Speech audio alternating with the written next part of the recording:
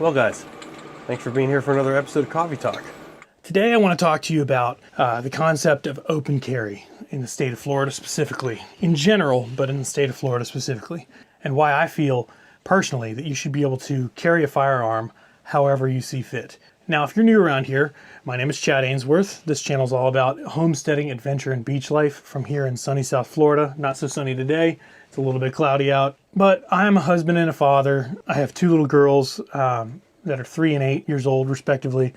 I'm 36, my wife's 35, and you know, I've come into a role as a husband and a father now that I realize is important. And I am the provider of protection and safety and security for my family and my girls.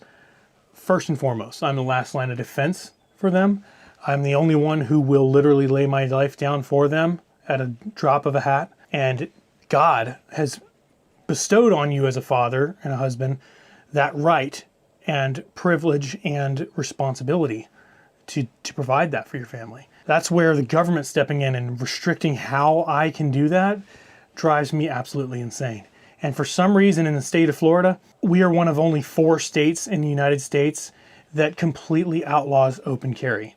And you can imagine, you can guess what the other 3 states are: New York, Illinois, and California. And then somehow Florida, one of the most famous states for being the most red states, most Republican, right-wing leaning states in the Union, is in a group with New York, Illinois, and California for completely outlawing open carry of firearms. And I feel like that is just so unacceptable. It is egregious. A couple of years ago, Florida changed things and allowed constitutional carry of firearms in a concealed manner, and I am thankful for that and happy about that, because the government shouldn't have a role in determining whether or not you have permission to exercise your basic Second Amendment right.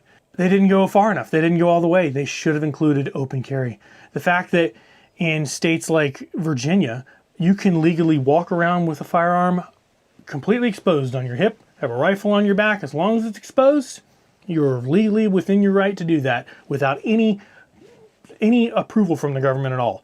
Now, if you want to conceal carry there, you have to go through a whole set of hoops to be able to do that, because conceal carrying, at least from a logical standpoint, is inherently more dangerous in terms of you're allowing someone to sneakily carry a firearm into public. That seems like that would logically, if you were going to regulate something, that would be the direction to regulate, not openly carrying it where you are aware that they have a firearm. That's less dangerous in the sense that people know you have a firearm. The fact that I can openly carry a firearm in Virginia, a state that is leaning more Republican recently, but has been voting blue for quite a while. But in my home state of Florida, where I'm supposedly one of the reddest states in the country, I can't openly carry, is just ridiculous. And I hope to God that that changes soon. I know that there is a federal court taking up that very thing in Florida right now. And with the federal government going in the direction that they're going and putting an emphasis on Second Amendment rights, I hope to God something can be done to change that, because that would be fantastic. Because right now, I'll show you. What I carry every day is this, the Kimber Micro 9. This is a 9mm micro pistol that is modeled after 1911, and I truly enjoy this firearm from the perspective of it being quality. It doesn't rust. This is my pocket carry pistol. In Florida, it's hot. Carrying in the waistband is not realistic unless you're just okay with that, but for me, it's not comfortable at all. And I've originally got a Ruger LCP to pocket carry, and that thing was not stainless, and it rusted like crazy after sweating for a couple of months. And I went ahead and picked up this higher quality pistol, Kimber Micro 9. It shoots well. It's great for what it is, but it is a micro pistol. It's got I think an 1.5-inch barrel, 2-inch barrel. Unless you're more than, less than 10 feet from somebody, hitting your target and then hitting vitals with your target, it's pretty hard to do with this thing. So because of Florida's restrictive laws, I can't carry what I would like to carry. This, a Cimarron 45 Colt with a 5.5-inch barrel. This, I can hit almost any target I want with this thing from a really good distance. I have hit a target that is a 12-inch plate from almost 100 yards with this, and I can do that fairly with ease. So defending my family in a public scenario where there's someone that's threatening us within a 25-yard range, I can pick off one of their eyes with this if I wanted to. And this is the firearm that I feel the most comfortable with. I like it a lot. I feel like it is safe in that I don't carry one in the chamber. I carry 5 rounds outside of that are big, heavy rounds that will take down a subject in one shot if I have to. And this is a big, heavy gun. It's thick. You can't conceal carry this.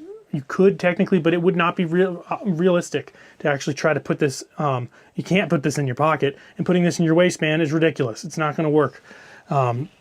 So the fact that I can't carry this on my hip in an exposed holster in the state of Florida is just unbelievable to me. And I wish so badly that I could. And say I'm going on a hike or taking my family out in the woods for a camping trip. I want to be able to strap a rifle to my back and carry that how I see fit without worrying about if I'm going to be breaking a law because I've got a firearm exposed. The fact that I can only do this on my private property is ridiculous. This is my Rossi M92 chambered in .45 Colt, just like this guy right here. These are my 2 farm guns that I use on the property. They would be my 2 everyday carry guns. I keep this in my Bronco in my truck along with this, and I only get to take them out pretty much when I'm on my property because they're too big and heavy and bulky to take out and keep concealed anywhere else. So I'm left with a gun that, for what it is, I enjoy, but I don't feel would do the job as well as one of these other guns. My plea with anybody in the government in the state of Florida or on the federal level that would step in and change the law, I plea that you stop this. I should be able to protect my family how I see fit. The right to bear arms, the Constitution says in the Second Amendment, the government shall not pass any law that inhibits your ability to keep and bear arms.